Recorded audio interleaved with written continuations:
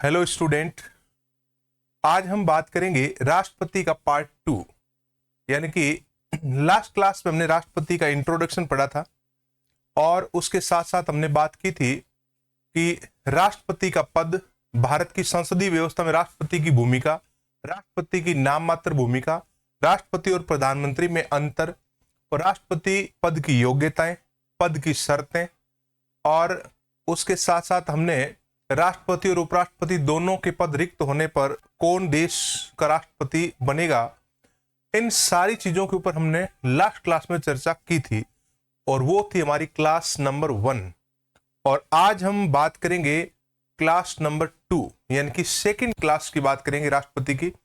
और second class में हम बात करने वाले हैं राष्ट्रपति का इलेक्शन, यानी कि चुनाव, राष्ट्रपति का निर्वाचन, election of the president of India.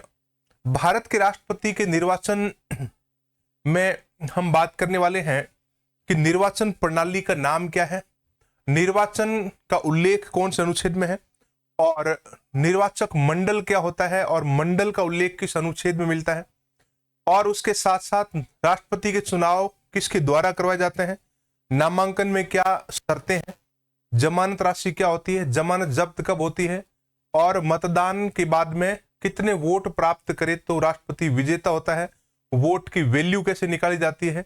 इन सारी चीजों के ऊपर हम एक एक करके डिस्कस करने वाले हैं।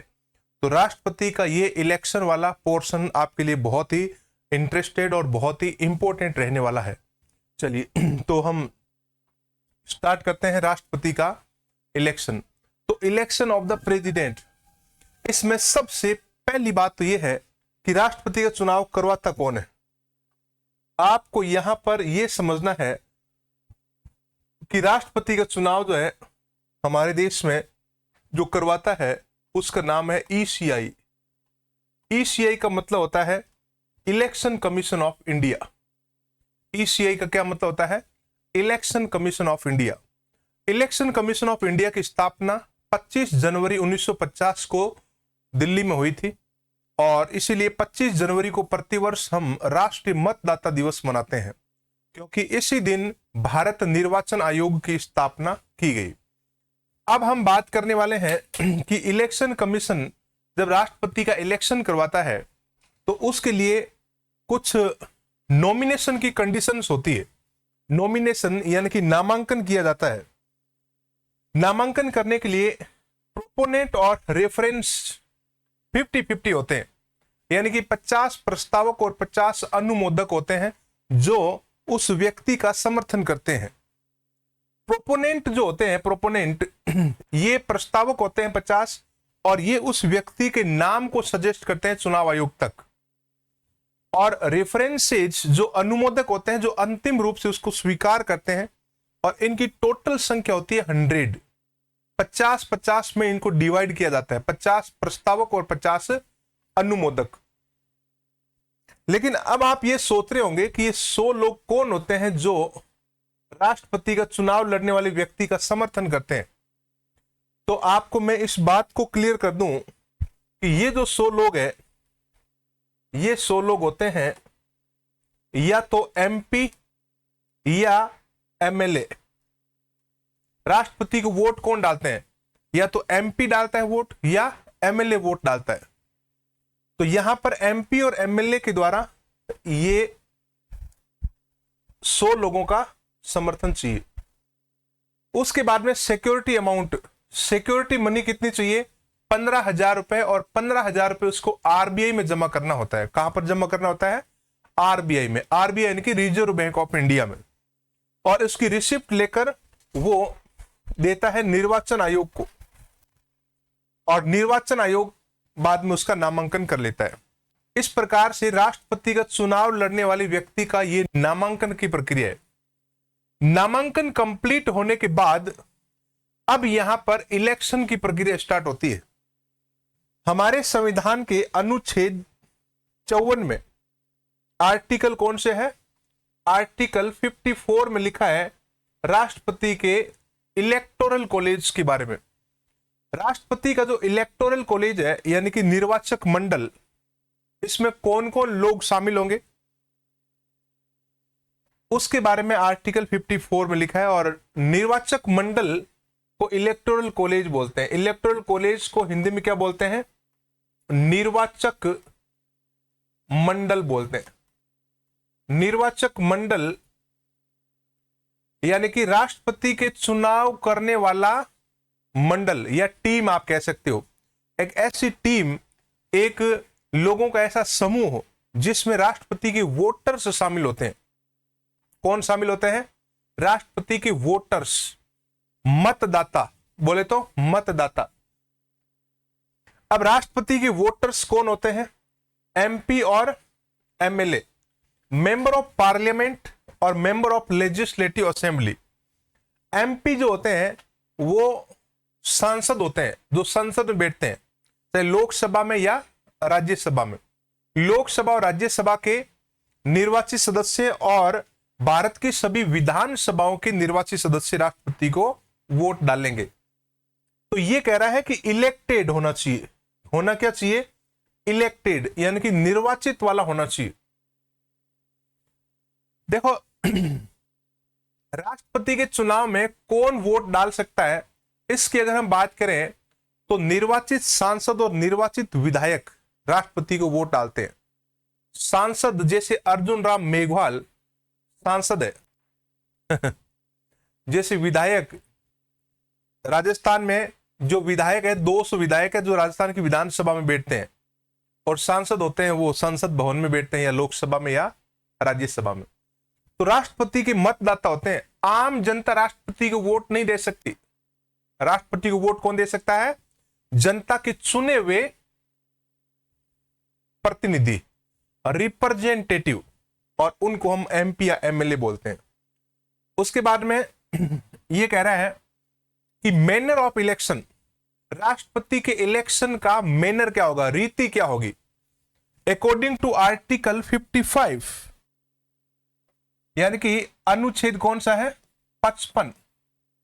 अनुच्छेद 55 में लिखा है राष्ट्रपति के इलेक्शन की रीति यानी कि तरीका, मैनर, उसमें लिखा है single transferable proportional representative system और इनडायरेक्ट एंड सीक्रेट बैलेट। इसमें आपको क्या ध्यान रखना है? एक तो आपको ध्यान रखना है सिंगल ट्रांसफरेबल, और एक ध्यान में रखना है प्रोपोर्शनल। एक ध्यान में क्या रखना है? प्रोपोर्शनल, अनुपातिक प्रतिनिधित्व।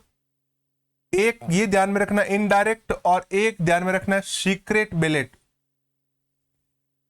एकल संक्रमणीय अनुपातिक प्रतिनिधित्व की वोट प्रणाली द्वारा अप्रत्यक्ष और गुप्त मतदान से राष्ट्रपति का इलेक्शन होता है। अप्रत्यक्ष होगा लेकिन क्या होगा? गुप्त होगा, सीक्रेट होगा। अब आप सोच रहे होंगे कि ये गुप्त और अगुप्त क्या होता है? गुप्त और अगुप्त नहीं होता है, गुप्त और खुला होता है, सीक्रेट एंड ओपन बैलेट।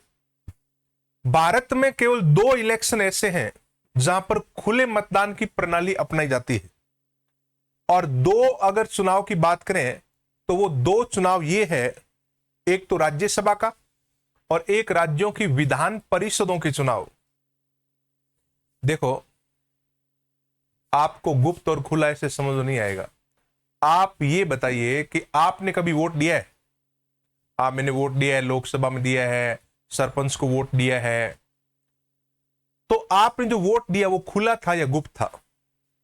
नहीं, वो वोट तो पर्दे के पीछे था। आपने जो वोट दिया आपके अलावा किसी को पता लगा? नहीं, मेरे अलावा किसी को पता नहीं था, तो वो गुप्त था। और राज्यसभा और विधान परिषद के जब चुनाव होते हैं तो खुले मतदान से होते हैं, और वहां एजेंट्स जो बैठते हैं उससे पूछते हैं कि बताना भाई साहब वोट किसको दिया। उसको बताना पड़ेगा, देखो मैंने वोट इसको दिया।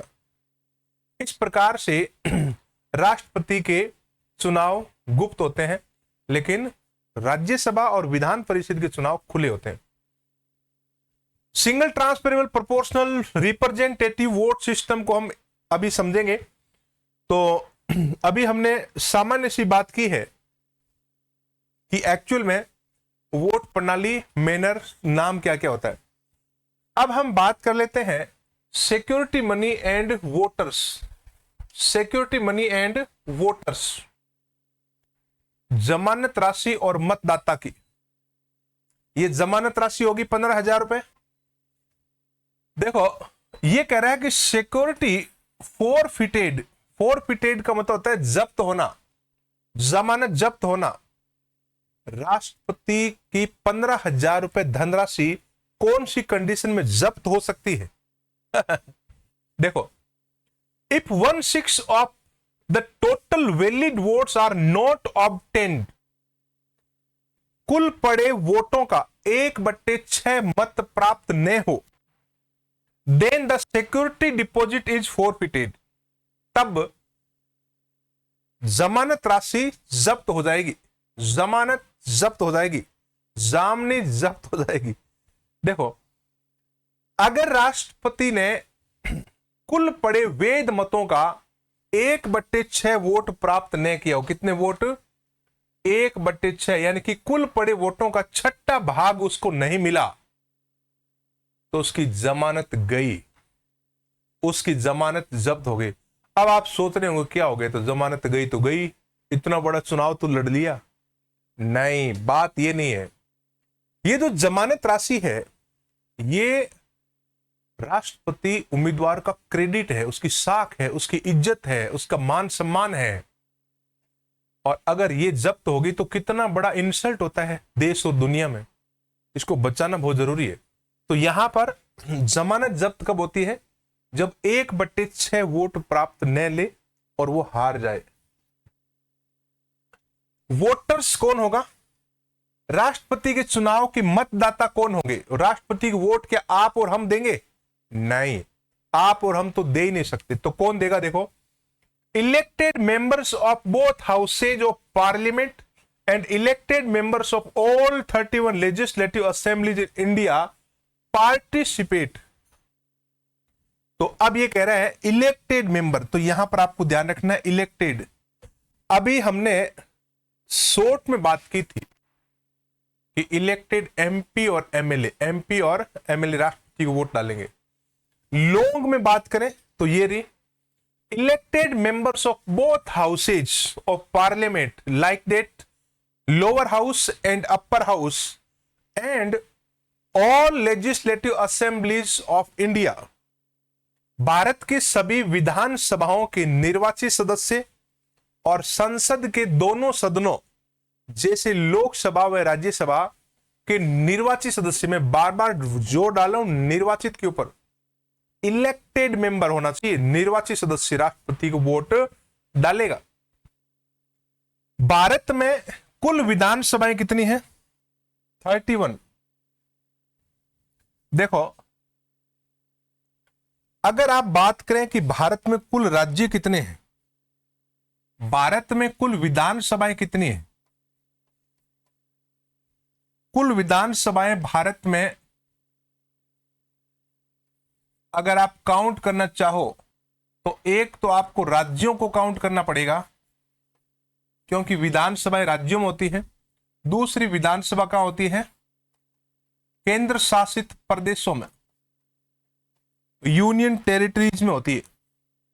तो आपको यह तो पता ही होगा कि भारत में कुल कितने राज्य हैं और कुल कितने केंद्र शासित प्रदेश है। तो भारत में राज्यों की संख्या कितनी है? टोटल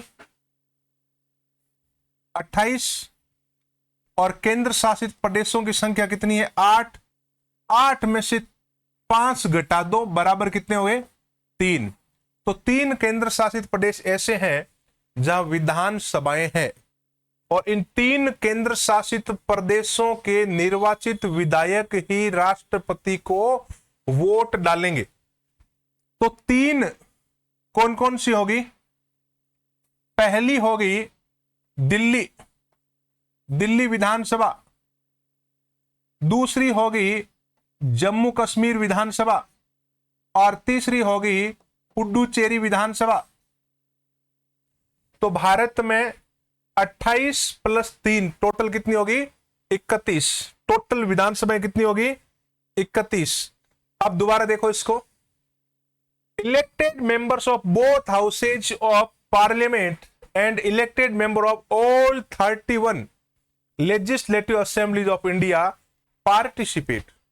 राष्ट्रपति के चुनाव में भारत की सभी 31 विधानसभाओं के निर्वाचित विधायक और लोकसभा और राज्यसभा के निर्वाचित सांसद राष्ट्रपति को वोट डालेंगे। सिंपल एकदम। इतनी बात आपको समझ में आ गई होगी। आपको समझ में आ गई तो हम आगे बढ़ते हैं। देखो, अब हम एक कॉन्स्टिट्यूशन अमेंडमेंट की बात करने वाले हैं। 70वां संविधान संशोधन अधिनियम 1992 70वें संविधान संशोधन में दिल्ली विधानसभा को राष्ट्रपति के चुनाव में शामिल किया, उसके साथ साथ पुडुचेरी को भी। दिल्ली और पुडुचेरी यानी कि केंद्र शासित प्रदेशों की जो विधानसभाएं थी पहले राष्ट्रपति के चुनाव में भाग नहीं लेती थी और उसके लिए 70वां संविधान संशोधन किया गया 70। The assemblies of Delhi and Puducherry were included in the presidential election. Delhi और पुडुचेरी विधानसभाओं को राष्ट्रपति के चुनाव में शामिल कर लिया गया। कब कर लिया गया? 1992 में। कौन से संविधान संशोधन में? 70वां संविधान संशोधन 1992 के अंतर्गत। मैनर ऑफ इलेक्शन की बात करें, मैनर ऑफ इलेक्शन आर्टिकल कौन से में है? 55 में। इलेक्टोरल कॉलेज निर्वाचक मंडल अनुच्छेद 54 में है और निर्वाचन की रीति यानी कि मैनर अनुच्छेद 55 में। तो अनुच्छेद 55 क्या कह रहा है? Single transferable proportional representative vote system यानी कि एकल संक्रमणीय अनुपातिक प्रतिनिधित्व की वोट प्रणाली, इनडायरेक्ट एंड सीक्रेट बैलेट, अप्रत्यक्ष और गुप्त मतदान से राष्ट्रपति का चुनाव होगा। In this election voting is done by obtaining the vote value of the voters. इस चुनाव में जो प्राप्त वोट है उसकी वैल्यू काउंट की जाती है। वैल्यू कैसे निकालते हैं अभी हम बात करेंगे। This electoral system taken from Ireland यानी कि राष्ट्रपति का निर्वाचन प्रणाली हमने कौन से देश से ली है? आयरलैंड के संविधान से, आयरिश कॉन्स्टिट्यूशन से ली है। देखो, जब आम वोटर्स, आम जनता वोट देती है तो उसकी वोट की वैल्यू कैसे होती है? One head one vote count किया जाता है। हेड काउंट किया जाता है, कितने माथों ने वोट दिया एक माथे ने वोट दिया तो एक काउंट किया जाएगा, दो माथों ने वोट दिया तो दो काउंट किया जाएगा। माथे का मतलब यहां पर है व्यक्ति, एक व्यक्ति का एक वोट होता है। लेकिन राष्ट्रपति के चुनाव में एक व्यक्ति का एक वोट नहीं होता है। राष्ट्रपति के चुनाव में एक व्यक्ति का कई सारे वोट की वैल्यू होती है, कई सारे वोट होते हैं, क्योंकि वो ज्यादा जनता के बीच में से जीत कर आया है उसकी ज्यादा वैल्यू होगी, कम जनता के बीच में से जीत कर आया उसकी वैल्यू कम होगी। जैसे मैं आपसे पूछूं कि एक एमएलए बड़ा होता है या एक एमपी यानी कि सांसद बड़ा है या विधायक, अर्जुन राम मेघवाल बड़ा है या सिद्धि कुमारी, तो आप कहेंगे बड़ा तो सांसद ही हुआ। तो इसका मतलब सांसद की वोट वैल्यू ज्यादा होगी क्योंकि ज्यादा जनता के बीच में से चुनाव जीत कर आया है, और विधायक की वैल्यू कम होगी क्योंकि वो कम जनता के बीच में चुनाव जीत कर आया है। तो उसी आधार पर राष्ट्रपति के चुनाव में वोट की वैल्यू काउंट की जाती है। जिसको 50% + 1 वैल्यू मिल गई वो चुनाव जीत गया। देखो कैसे वैल्यू निकालते कैसे, ये देखो। राष्ट्रपति के चुनाव में जब हम वोट की वैल्यू निकालते हैं तो सबसे पहले हम वोट की वैल्यू निकालेंगे एमएलए की। किसकी निकालेंगे? एमएलए की। एक एमएलए जो है, इस एक एमएलए की वोट की वैल्यू निकालने के लिए उस राज्य की कुल जनसंख्या,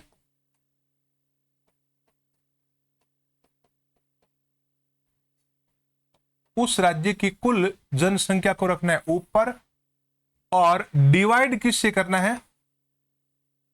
कुल निर्वाचित एमएलए, कुल इलेक्टेड एमएलए, और मल्टीप्लाई किससे करना है? 1000 से। तो ये जब हम इक्वेशन को सोल्व करेंगे तो एक एमएलए की वोट की वैल्यू आ जाएगी। किसकी वैल्यू आ जाएगी? एक एमएलए की। जैसे हम राजस्थान की बात करें तो 129 है राजस्थान के एक एमएलए की वोट की वैल्यू, 129। इसी प्रकार से यूपी वाले की काउंट करें तो 207 है, और सिक्किम की काउंट करें तो ओनली 7 है। इसी प्रकार से अलग अलग राज्यों की अलग अलग वोट की वैल्यू आती है। ये हमने एमएलए की वोट की वैल्यू निकाली। किसकी वैल्यू निकाली? एमएलए की। अब हम निकालेंगे वोट की वैल्यू एमपी की। किसकी निकालेंगे? एमपी की। एमपी यानी कि सांसद की। एमपी की जब वोट की वैल्यू निकालेंगे तो टोटल करेंगे इनको। किनको? राज्यों को। राज्यों के विधानसभाओं के सदस्यों की कुल वैल्यू को टोटल काउंट करके एमएलए को डिवाइड कर दो। सिंपल एकदम। देखो कैसे।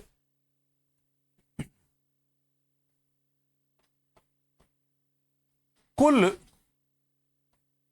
विधानसभा सदस्यों का कुल मत मूल्य, कुल विधानसभा सदस्यों का कुल मत मूल्य, total MLAs, total vote value, total vote value of total MLAs divided by निर्वाचित एमपी, निर्वाचित मेंबर ऑफ पार्लियामेंट, निर्वाचित सांसद, निर्वाचित एमपी। तो एक एमपी की वोट की वैल्यू आ जाएगी 708। कितनी आ जाएगी? 708। देखो, आपने वैल्यू निकाली एमएलए की और उसी वैल्यू में से आपने वैल्यू निकाली एमपी की। तो यहां पर राष्ट्रपति की उसके चुनाव के दौरान वोट की जो वैल्यू निकाली जाती है, थोड़ा सा टेक्निकल है लेकिन आपको समझ में आ जाएगा। बहुत ज्यादा सिंपल है। छोटे छोटे फॉर्मूले आपने मैथमेटिक्स में किए होंगे। देखो, जब हम वैल्यू प्राप्त करते हैं और राष्ट्रपति के चुनाव में एमपी को भी शामिल करते हैं और एमएलए को भी शामिल करते हैं, लेकिन यहां पर एमएलए का अपना अलग एटीट्यूड होता है और एमपी का बड़ा एटीट्यूड होता है। वो कहता है कि मैं बड़ा हूं, एमएलए कहता है मैं भी एमएलए हूं। तो राष्ट्रपति के चुनाव में दोनों को बराबर कर दिया जाएगा। कैसी कंडीशन में? एमपी की जो हित है वो प्रभावित होंगे। वो कहेगा कि फिर मैं इतना बड़ा किस लिए, मेरी वैल्यू का एमएलए के बराबर है, मुझे ज्यादा जनता ने वोट दिया है। तो इनकी वैल्यू अलग अलग निकाली जाती है। तो पहले क्या किया जाता है कि राज्य की टोटल पॉपुलेशन में टोटल उस राज्य के जो टोटल विधायक है विधानसभा के निर्वाचित, उनको डिवाइड किया जाता है और 1000 से गुणा किया जाता है। तो एक एमएलए की वैल्यू आ जाती है। जैसे राजस्थान में एक एमएलए की वैल्यू कितनी है? 129 है। अब इसी वैल्यू को टोटल किया जाता है। जैसे राजस्थान में 129 एक एमएलए की वैल्यू है, तो एक की 129 है तो 200 की कितनी हुई? तो 129 मल्टीप्लाई 200 कर लो। इसी प्रकार से यूपी में एक एमएलए की वोट की वैल्यू 207 है, तो 207 इंटू 403 कर लो। टोटल एमएलए वहां 403 है। इसी प्रकार से बिहार वालों की, महाराष्ट्र वालों की, मध्य प्रदेश और तमिलनाडु, केरला, आंध्र प्रदेश, तेलंगाना, असम, मणिपुर, मेघालय, त्रिपुरा, भारत के सभी 28 राज्य और 3 केंद्र शासित प्रदेशों की टोटल वैल्यू को टोटल कर लो। टोटल वैल्यू को टोटल कर लो और ऊपर रख दो यहां पर, और उससे डिवाइड किसको कर दो? कुल संसद के सदस्यों। अच्छा, संसद के सदस्य कितने, मैं आपको क्लियर कर देता हूं। हमारे यहां पर संसद के जो सदस्य हैं, जैसे लोकसभा में कितने हैं, मैं यहां पर इसको टोटल करता हूं। देखो, लोकसभा में संसद के जो सदस्य हैं वो 543 है, 543, और राज्यसभा में जो संसद के सदस्य हैं वो 245 है। लेकिन 245 में से 12 मनोनीत सदस्यों को घटाएंगे हम, तो घटाने के बाद में हमें कितना प्राप्त होगा? 233। तो 233 और 543 को टोटल करेंगे, इन दोनों को प्लस करेंगे, इन दोनों को प्लस करेंगे, क्योंकि ये जो चीज है, ये जो 12 सदस्य राष्ट्रपति के चुनाव में भाग नहीं लेते हैं, तो इनको आप टोटल करोगे तो 3 और 3 कितने हो गए? 6, 4 और 3 कितने हो गए? 7, 5 और 2 कितने हो गए? 7। तो 776 यहां पर आ जाएगा। हमारे यहां पर टोटल कितने सांसद राष्ट्रपति को वोट डालते हैं? तो 776, 776 सांसद राष्ट्रपति को वोट डालेंगे। तो अब मैं आपसे यह पूछूं, क्वेश्चन को ध्यान से सुनना, क्या कुल विधायकों की कुल वैल्यू और कुल सांसदों की कुल वैल्यू बराबर है? Is all values of member of legislative assemblies and all values of member of parliament are equal? Yes और नोट में आपको बताना है। आप कहेंगे नो, लेकिन मैं कहूंगा यस। कैसे? देखो, सांसदों की टोटल वैल्यू को टोटल करो और विधायकों की टोटल वैल्यू को टोटल करो, आपको वैल्यू नीचे इक्वल नजर आएगी। लेकिन जब इसको अलग अलग में डिवाइड करते हैं तो अलग अलग नजर आएगी, लेकिन टोटल करते हैं तो वैल्यू सेम ही है। ये कुछ वैसे नहीं है कि जैसे 100 केले हैं और एक बार 10 लोगों को बांट दिए और एक बार 20 लोगों को बांट दिए, 2 बार 100 केलों को बांटा, तो 10 लोगों को 100 केले बांटेंगे तो एक को 10 मिलेगा, और वहीं पर 20 लोगों को 100 केले बांटेंगे तो एक को 5 मिलेगा। तो सेम यही चीज यहां सांसदों और विधायकों पर अप्लाई होती है। तो विधायकों की संख्या बहुत ज्यादा है तो इनकी वैल्यू कम आ जाती है, और सांसदों की संख्या कम है तो इनको वैल्यू ज्यादा मिल जाती है। केले मतलब इनको ज्यादा मिल गए। तो सांसद जैसे 10 हैं, केले 100 हैं, तो एक को 10 मिला। विधायक 20 है, केले तो 100 ही है और एक को 5 मिला। क्यों? हुई ना मजेदार बात? देखो कैसे, यहां पर आप समझने का प्रयास करें। ये वही चीज है जो मैंने अभी फॉर्मूला करके आपको बताया था। Vote value of MP, total MLAs, vote value of all legislative assembly, total elected MP से डिवाइड किया है, तो एक एमपी की वैल्यू 708 आ गई। अब देखो, यूनिफॉर्मिटी एंड पेरिटी का रूल यहां पर लागू होता है। तो ये कह रहा है कि the vote of all MLAs of a state are in proportional to the population of the state, कि राज्य का जो विधानसभा सदस्यों की वोट की वैल्यू होती है वहां के जनसंख्या के अनुपात में निर्धारित की जाती है। उसे यूनिफॉर्मिटी कहते हैं। उसे क्या कहते हैं? यूनिफॉर्मिटी, एक रूपता। और पेरिटी यानी कि समानता। Total MLAs of state and total MPs of parliament, the value of votes both is almost equal. यानी कि ये कह रहा है कि सभी सांसदों की और सभी विधायकों की कुल वैल्यू ऑलमोस्ट बराबर होती है। और यूनिफॉर्मिटी और पेरिटी का जो रूल है वो राष्ट्रपति के चुनाव में इस्तेमाल किया जाता है। यूनिफॉर्मिटी यानी कि एक रूपता और पेरिटी यानी कि समानता। टोटल वैल्यू समान होती है और विधायकों की वैल्यू में अनुपात निर्धारित किए जाते हैं, अनुपातों में वैल्यू आती है। अब इस एग्जाम्पल से आपको समझ में आएगा। भाषा और शब्दों से जो चीज समझ में नहीं आए वो चित्रों से समझ में आ जाती है। देखो मैं आपको बताता हूं, ये टोटल मान लो कि 20 केले हैं। ये कितने केले हैं? 20 केले हैं, और इन 20 केलों को 2 बार डिवाइड करेंगे हम। कितनी बार डिवाइड करेंगे? 2 बार। अच्छा, ये तो आपको पता है संख्या एमएलए की ज्यादा होती है, एमपी की? एमएलए की संख्या ज्यादा होती है। इनको मान लो आप एमएलए हैं, हालांकि एमएलए इतने नहीं होते हैं, बहुत ज्यादा होते हैं, हजारों में होते हैं। और एमपी जो है वो आपको पता है 776 है, एमपी की संख्या कम है। इनको आप एमपी मान लो और इनको आप क्या मान लो, एमएलए। अब राष्ट्रपति के चुनाव में एमएलए और एमपी भाग लेते हैं। अब इनकी वोट की वैल्यू देखो हम बराबर कैसे करते हैं। वोट की वैल्यू है ये 20 केले को आप ये मान लो कि वोट की वैल्यू है टोटल, और इन केलों को, इस वैल्यू को 2 बार डिवाइड करनी है, एक बार एमपी के साथ, एक बार एमएलए के साथ। तो 20 को एमपी में, एमपी टोटल कितने हैं, 1 2 3 4 5, 5 है, ये 5 लोगों में बांटना है। 20 को 5 लोगों में बांटना है। तो अब बताओ एक को कितना मिल गया,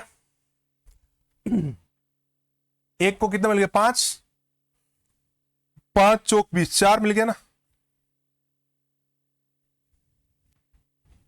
और एमएलए में बांटना है तो एक को कितना मिल गया, एक एमएलए कितने देखो, 1 2 3 4 5 और 5 10, टोटल कितने हो गए 10। तो एक को कितना मिल गया, 2, और यहां पर एक को कितना मिल रहा है, 4। अब आप देखो गौर करो, केले तो टोटल कितने हैं, 20 ही है।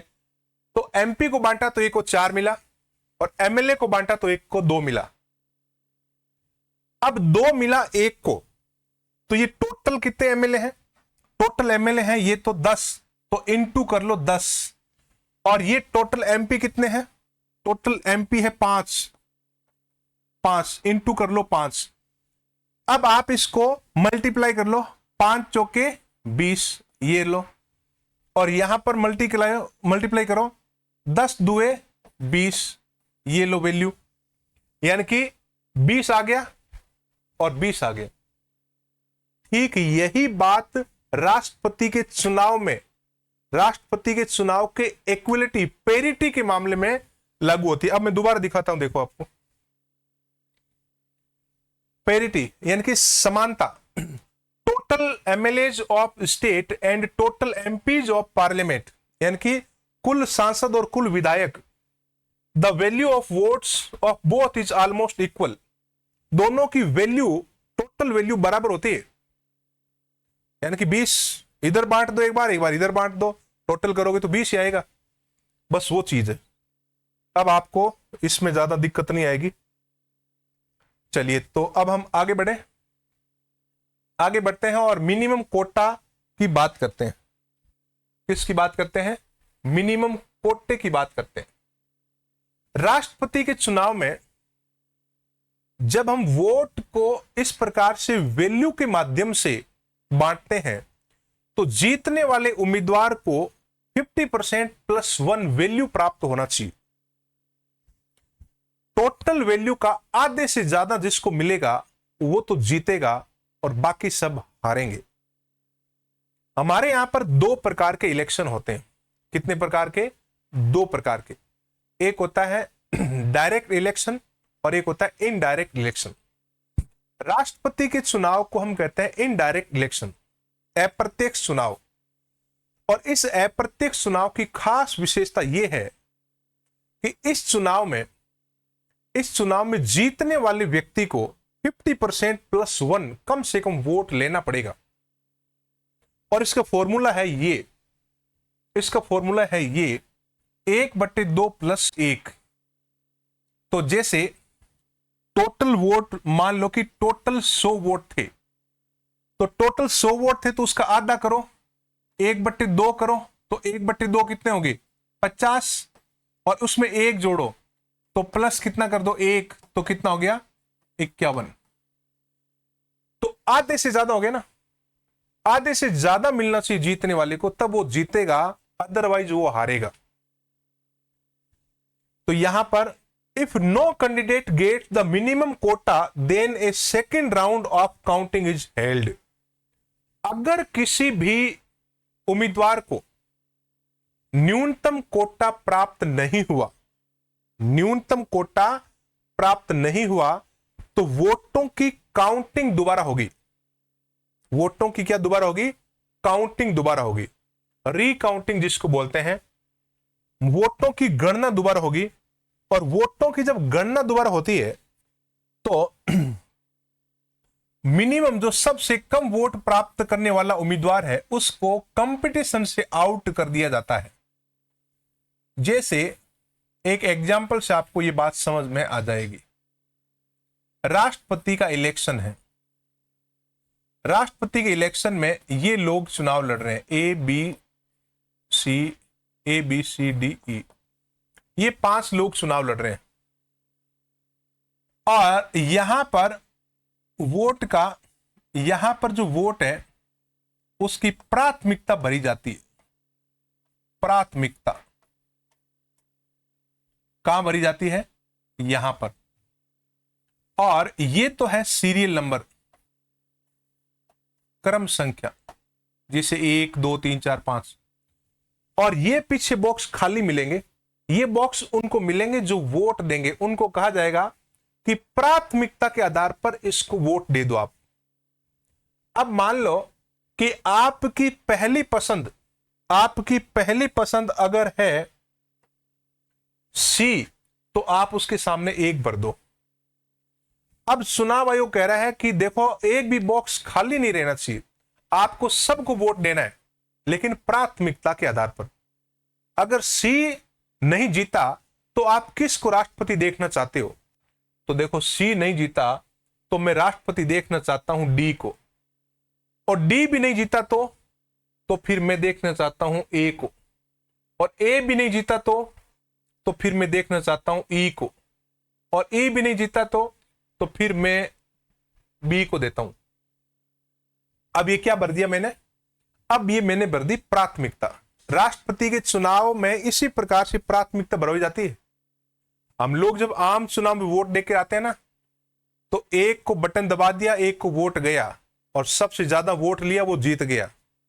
लेकिन राष्ट्रपति के चुनाव में मामला अलग है। पहले तो प्राथमिकता भरवाई जाएगी, और प्राथमिकता में भी जो काउंट किया जाएगा वो उसकी वोट नहीं, उसकी वोट की वैल्यू काउंट की जाएगी। और अब क्या किया जाएगा? देखो, यहां पर सबसे ज्यादा किसको पसंद किया गया है? मान लो सी को सबसे ज्यादा पसंद किया गया है। सी को सबसे ज्यादा पसंद किया गया है, तो अब इसकी वोट काउंट करेंगे। टोटल लोगों ने जो वोट दिया है उसको काउंट करेंगे, और काउंटिंग में अगर इतना मिल जाए, 50% + 1 अगर मिल जाए, तो सी जीत गया, सी को विजेता घोषित कर दिया। और अगर सी को 50% से थोड़ा कम रह जाए, यानी कि न्यूनतम कोटा नहीं मिले, तब सेकंड राउंड काउंटिंग किया जाता है। और सेकंड राउंड जब काउंट करते हैं, उस दौरान उस व्यक्ति को, उस कैंडिडेट को लिस्ट में से आउट कर दिया जाता है जिसको सबसे कम पसंद किया है, जो प्राथमिकता में सबसे नीचे है। जैसे मान लो कि मैं एग्जाम्पल के रूप में दूं कि प्राथमिकता में सबसे कम किसको पसंद किया है। यहां से अगर हमें हटाना पड़े किसी को, तो हम किसको हटाएंगे? बी को। बी को सबसे कम पसंद किया है, लेकिन सी का जो फर्स्ट राउंड है वो तो काउंट हो गया। अब क्या किया जाएगा? बी को लिस्ट में से आउट कर दिया जाएगा, और इसकी सेकंड जो राउंड वाली जो वोट है वो ऊपर वाले को ट्रांसफर कर दिया जाएगा। और जैसे ट्रांसफर करेंगे, इसको तो लिस्ट में से आउट कर देंगे, और इसकी सेकंड जो प्राथमिकता है उसको ऊपर वालों में काउंट कर देंगे, और काउंट करते ही जो थोड़ा बहुत कम है वो व्यक्ति जीत जाएगा। और इस प्रकार से राष्ट्रपति के चुनाव में ये तब तक पुनर्मतगणना होती रहती है जब तक कि किसी को न्यूनतम कोटा नहीं मिल जाए। मान लो कि फिर भी न्यूनतम कोटा नहीं मिले, तो फिर एक को और हटाएंगे, उसकी वोट ऊपर देंगे, फिर एक को हटाएंगे, उसकी वोट ऊपर देंगे, और ये तब तक करते रहेंगे जब तक कि किसी को न्यूनतम कोटा प्राप्त न हो जाए। इसी प्रकार से राष्ट्रपति के चुनाव में न्यूनतम कोटा प्राप्त किया जाता है। देखो अभी एक पढ़ो आप। If no candidate gets the minimum quota then a second round of counting is held.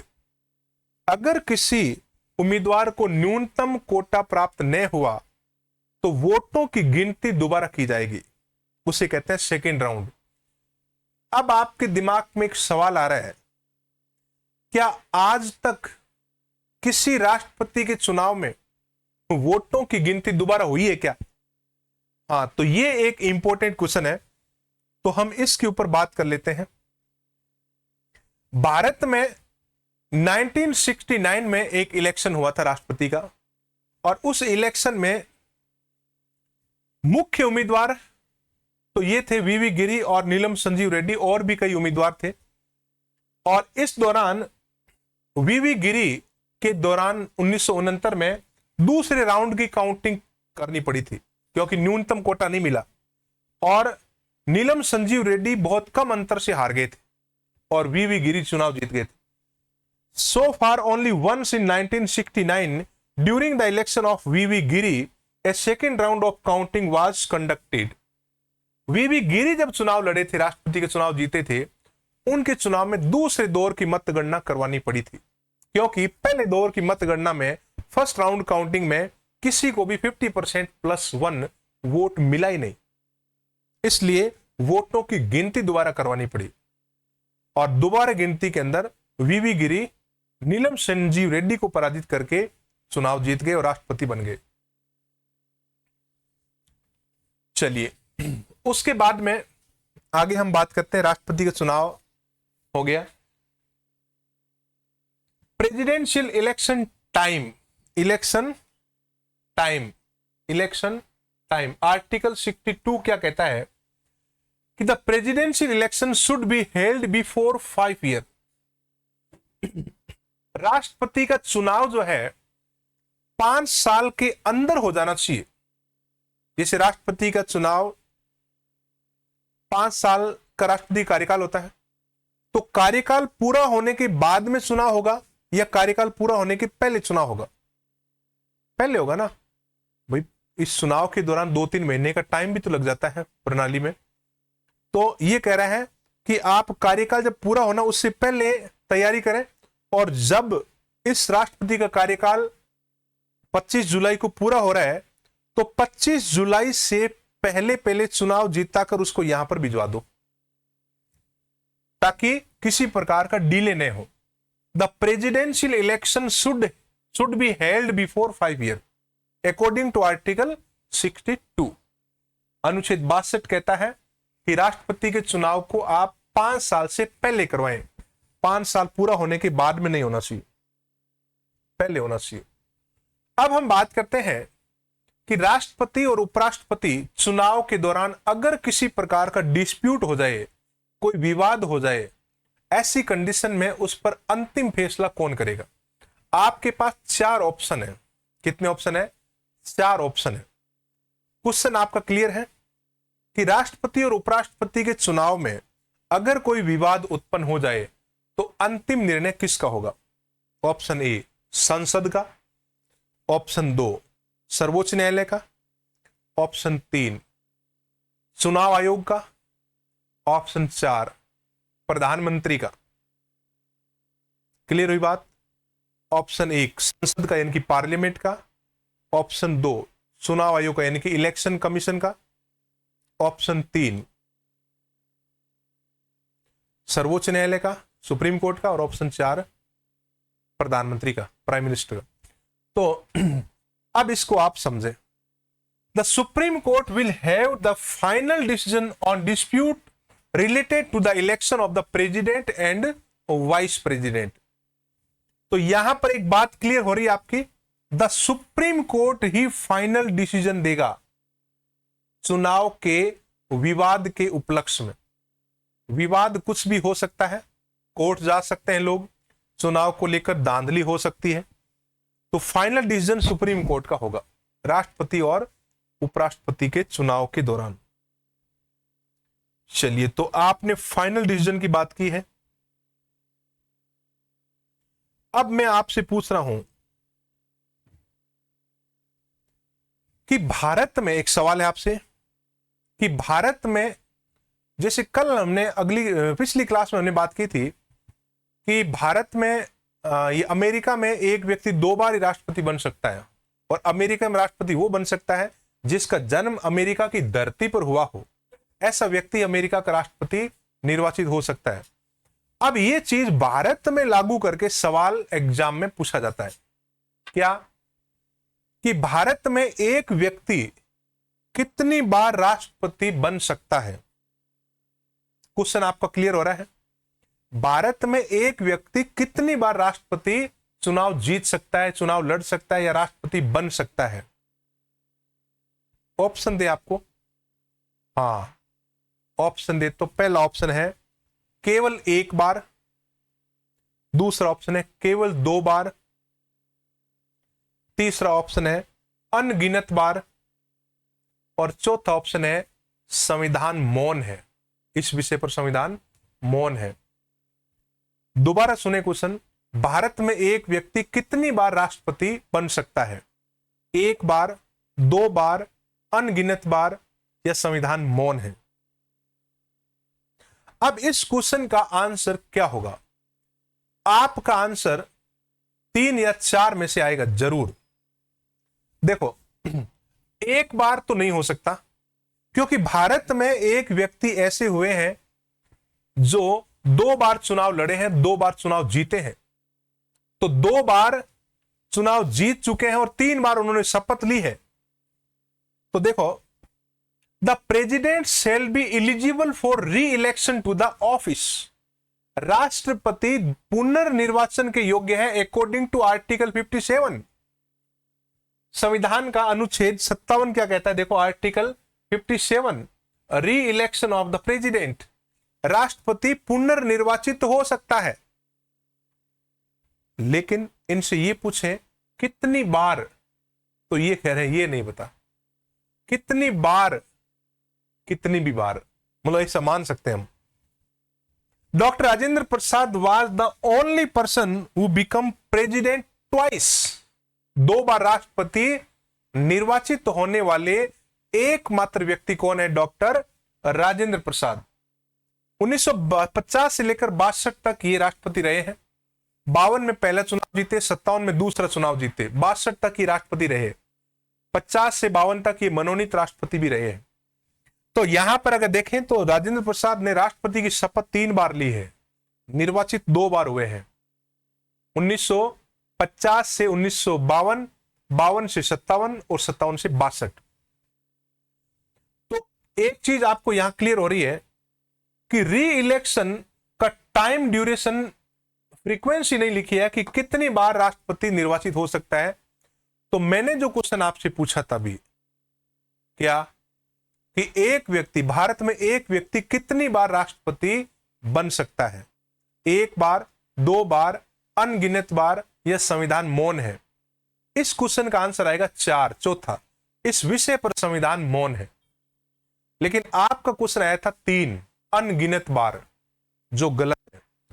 अगर चौथा ऑप्शन नहीं होता ना, मान लो कि चौथे ऑप्शन में 4 बार लिखा होता, तो आपका आंसर 3 आ जाता कि अनगिनत बार। ये बात सही है।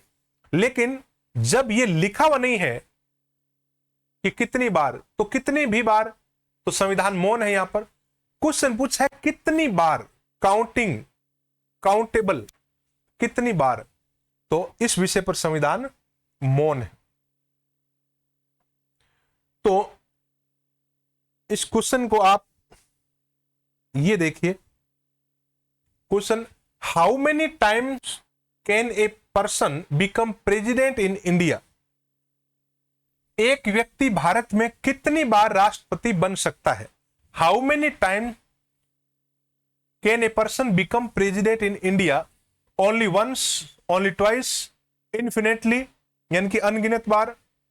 The constitution is silent on this. तो इसका राइट आंसर क्या जाएगा? The constitution is silent. संविधान इस विषय पर मौन है। तो संविधान इस विषय पर क्या है? एकदम मौन है, एकदम मौन है।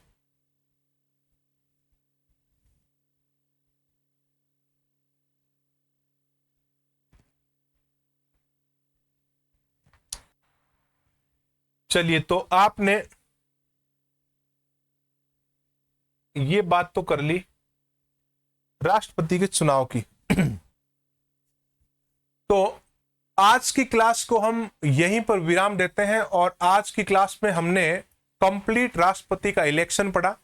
राष्ट्रपति के इलेक्शन में हमने चुनाव आयोग की भूमिका, अनुच्छेद 54, अनुच्छेद 55, राष्ट्रपति का नामांकन की प्रक्रिया, प्रस्तावक और अनुमोदक और जमानत राशि, जमानत जब्त होने की बात की हमने।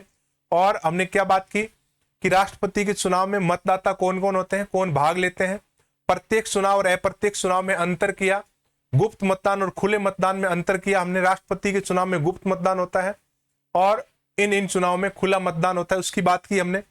उसके बाद में राष्ट्रपति के इलेक्शन में मतदाता, उनकी बात की, और वोट की वैल्यू कैसे निकाली जाती है, जो आपको 2 फॉर्मूले बताए थे, बहुत इंपॉर्टेंट फॉर्मूले थे। और चुनाव जीतने के लिए 50% + 1 वोट चाहिए, इसकी बात की। उसके बाद में हमने बात की कि अगर 50% + 1 वोट नहीं मिले तो क्या होगा। और हमने बात की अब तक किस चुनाव में दोबारा पुनर्मतगणना हुई है और एक व्यक्ति कितनी बार राष्ट्रपति बन सकता है, और राष्ट्रपति के चुनावी विवाद अनुच्छेद 71 की बात की। तो ये सारी चीजें आज की क्लास में हमने कंप्लीट की है। अब नेक्स्ट क्लास में हम बात करने वाले हैं, अगली क्लास में हम बात करेंगे कि राष्ट्रपति का कार्यकाल, राष्ट्रपति के पद की शपथ, राष्ट्रपति को पद से हटाने का महाभियोग की प्रक्रिया, राष्ट्रपति का त्याग पत्र, इन सारी चीजों पर हम बात करेंगे नेक्स्ट क्लास में। तो आज के लिए इतना ही, बाकी हम मिलते हैं अगली क्लास में। जय हिंद, जय भारत।